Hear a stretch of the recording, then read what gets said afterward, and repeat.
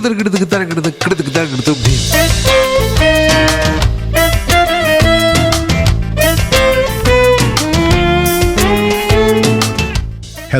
to you all and a fine welcome to the history of Bangalore.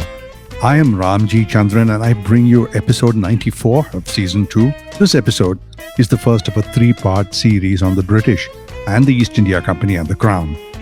Now we know they got to Bangalore, but it's always nice to get the perspective on why and how they came to attack and occupy this city. The details of the battles for Bangalore and Mysore will happen in later episodes, but leading up to those battles, their journey, the arc of how a small London trading corporation came to the gates of the Bengaluru fort, and how the road from a small coastal trading post in Madras eventually led to the occupation of Bengaluru. Today, the beginning, the charter, the legal battles, and the moment the company stopped being a guest in India and started preparing to be its ruler. But first, a moment to thank my sponsors, the Prestige Group, for their support. They make this podcast possible. Building cities one landmark at a time, they transform dreams into reality. You can be a part of the future. Simply add prestige to your life. In the last years of the 16th century, literally around the turn of the century, towards the year 1600, a group of English merchants heard news that somewhat unsettled them. The Dutch were sending ships to the Indian Ocean and the seas of the Bay of Bengal. They were going after spice, and the profits were extraordinary. The Dutch East India Company was declaring dividends of up to 600%. The English merchants did not want to be left behind, so they petitioned the Crown, and in the year 1600, their Queen, Elizabeth I, granted them a charter, and they called themselves the East India Company. The first thing they did was to raise money from the public in joint stock offering. The East India Company was, technically, not the first joint stock company in history, but it combined 3 things that had never been brought together in quite this way: permanent capital, state authority, and the permitted and organized use of force overseas. So it was from its very first day something more than a trading body, and the men who founded it simply didn't know how much more it would become. Their first moves were into India. As early as 1611, they had established a post at Masulipatnam on the Coromandel coast of the present-day Andhra. The following year in 1612, English ships defeated a Portuguese fleet at the Battle of Swali off the Gujarat coast and broke the Portuguese stranglehold over the Mughal maritime trade. And this opened a door. The diplomat Thomas Roe, representing their king James, secured an audience with the Mughal emperor of the time, Jahangir, who had been previously indifferent to mere merchants, and from Jahangir, Roe obtained a firman, a royal decree that allowed the company to establish a factory at Surat. But Surat was not quite what the company needed. Surat did not meet all the company's needs. From Surat, the English could trade, but they could not defend themselves. The moment that English workers tried to bring bricks to the site to build a support for the ship's bell, Jahangir's officials, suspecting that a fort was being constructed, had the English disarmed. So the company operated in Surat as a tenant of the Mughal state, entirely at Jahangir's discretion and unable to enforce its interest independently. One must remember that during the day, everything was subject to attack, everything needed to be defended. In the meanwhile, their ambitions in the waters of Southeast Asia were meeting a more violent fate. English maritime merchants had been attempting to establish themselves in the Spice Islands of the Indonesian archipelago. Now this was where the real fortunes were being made.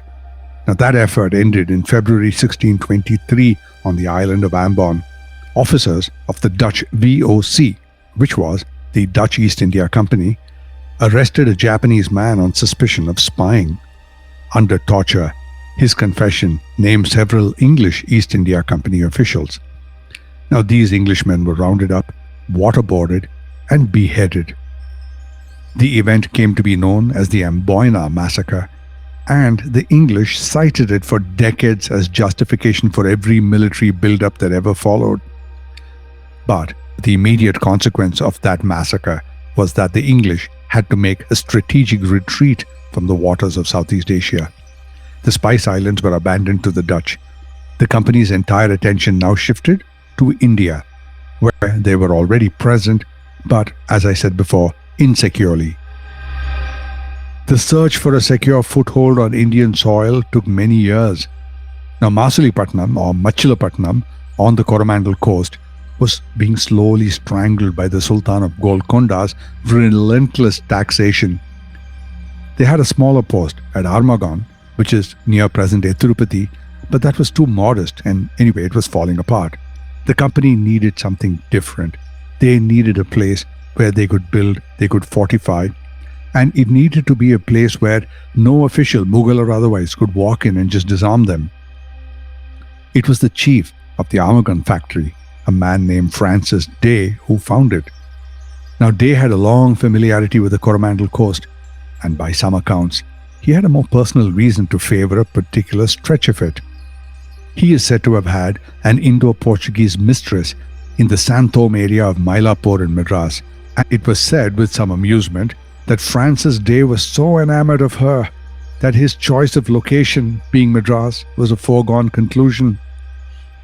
Whatever his motivations, his judgment turned out to be quite sound.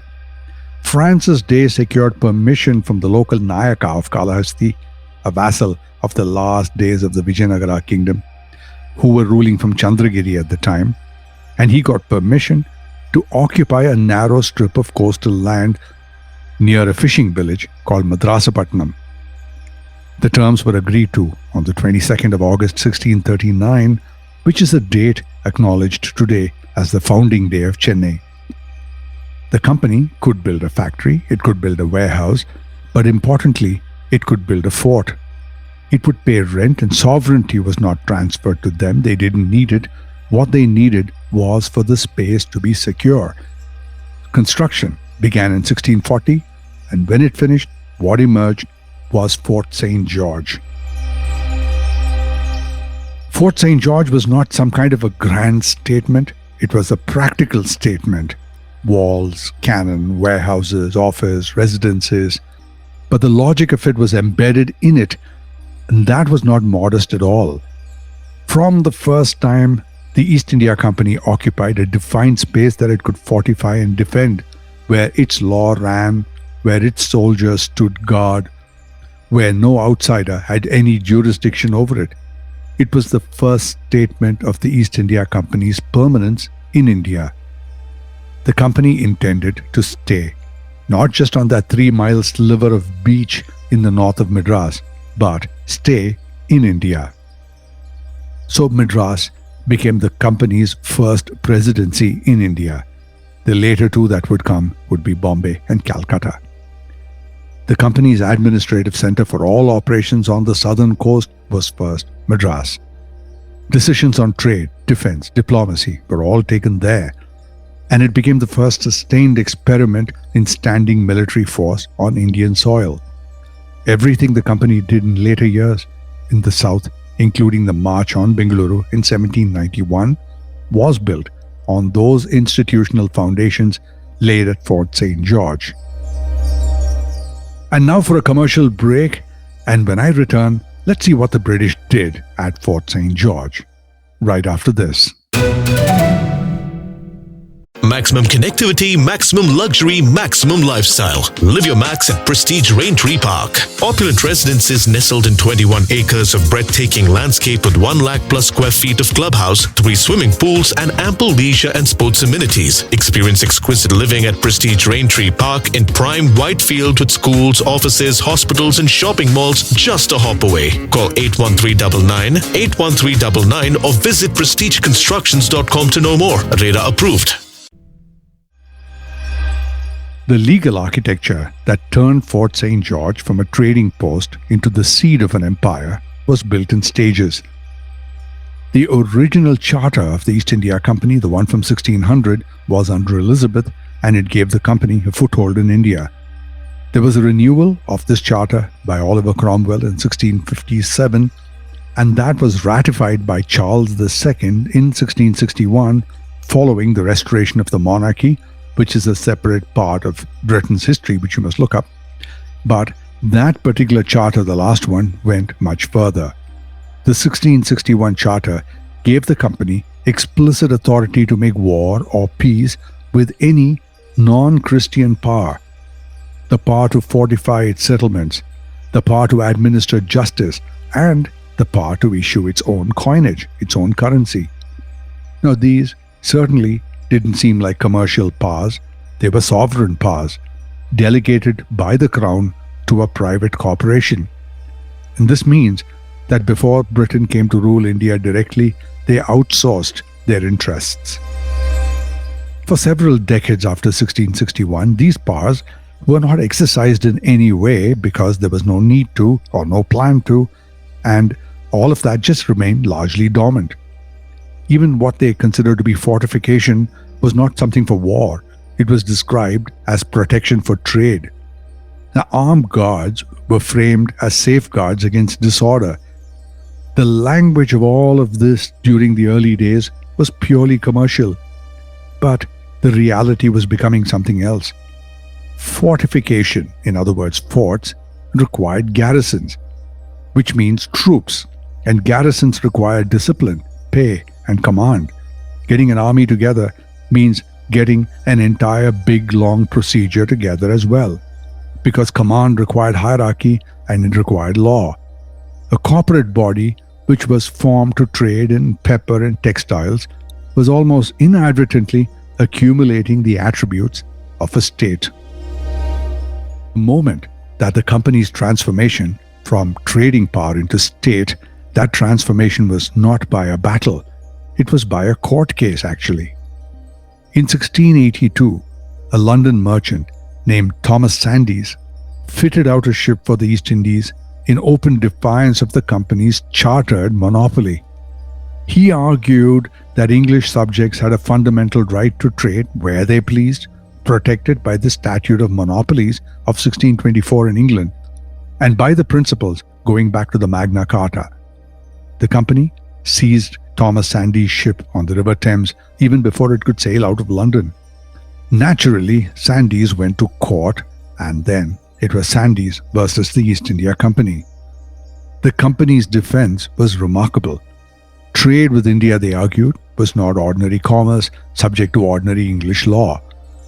India, they argued, was inhabited by infidels, non-Christians in other words.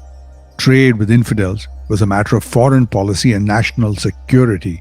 Only the king, the East India Company argued, could decide who was permitted to interact with such peoples to prevent what they called spiritual infection and diplomatic disaster.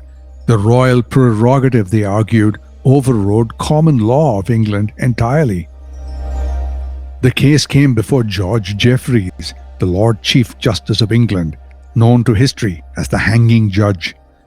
In 1685, Jeffreys ruled in the company's favor. The crown, he said, had absolute authority over foreign trade. English subjects had no inherent right to travel or trade in regions beyond Christendom without royal permission. The company's monopoly was a lawful exercise of that authority. The consequences of this decision were profound and immediate. The Sandys ruling confirmed that the company was not merely a commercial body operating under a license. It was now delegated sovereign. It could exclude rivals, regulate commerce, enforce compliance through coercion. All of this was now confirmed by the highest court in England. The board of directors of the East India Company made their intentions explicit almost immediately. There's a letter which was written to their officers in Fort St. George in 1687. They instructed that all persons should know that there was an English political government in India. In that letter, they wrote that the English knew how to govern with coercive laws and a strict execution of those laws. They told their men, quote, to stop behaving like scattered merchants and start behaving like a government. Now, if you think about it, referring back to only a few episodes ago on this podcast, 1687, when the letter landed in Madras. That was the same year that the Mughals were taking Bengaluru from the Marathas. Now, these two worlds were not yet in contact, but the direction of that travel was set, the collision inevitable. What followed the Sandys' ruling was a steady and deliberate accumulation of what I call institutional capacity. The East India Company built, it garrisoned, it paid its soldiers regularly, in salaries every month without interruption, even in peacetime. This was almost without a precedent in India. Salaried soldiers never heard of before. Indian armies under the Mughal Mansabdari system, or even all the armies of Deccan going back several centuries and several dynasties, were pretty much the same. Soldiers were recruited from campaigns from poor farmers and dispersed when those campaigns ended. So these soldiers owed their loyalty to individual commanders, not to institutions. So when a commander fell from favor, the soldiers often went with him. The company sepoys were different. It was a system that we understand today very well. Their loyalty was employment, and it was contractual. They were permanent employees. They did drills every morning. They learned to fire in formation. They could be relied upon to appear, to obey, and to fight in ways that armies assembled through personal allegiance and who knows who simply could not guarantee. So the road from Madras to Bangalore was paved by all of these routines, by guards who became soldiers, by armed escorts who became regiments, and by these forts that just didn't stay as a place to garrison soldiers but slowly became governments. And these were the presidencies of the company. Each step was small. That accumulation over a century, quite enormous. By the end of the 17th century, the East India Company had not yet embarked on any territorial conquest. Its board of directors continued to caution against any kind of a political entanglement because that was not their makeup, and very clearly their objective was profit and not political power. But the conditions that made that political restraint possible were slowly eroding. The company had the legal authority to fight. It had the fortified bases from which to do so. It had the beginnings of a military establishment capable of sustained action. What it lacked was not the power, but what it lacked was an occasion to exercise that power. That occasion was coming, and it would arrive, as all such occasions do, gradually, and then suddenly, all at once. In the next episode, the second part of the series, I follow the company from Madras to Bengal, into Plassey, 1757, the Diwani Rights of 1765, and also the beginnings of the British parliamentary effort to rein in a corporation that had grown too powerful for anyone's comfort, including its own. Now that story is very exciting. Stay tuned. I am Ramji Chandran, and this is the history of Bangalore.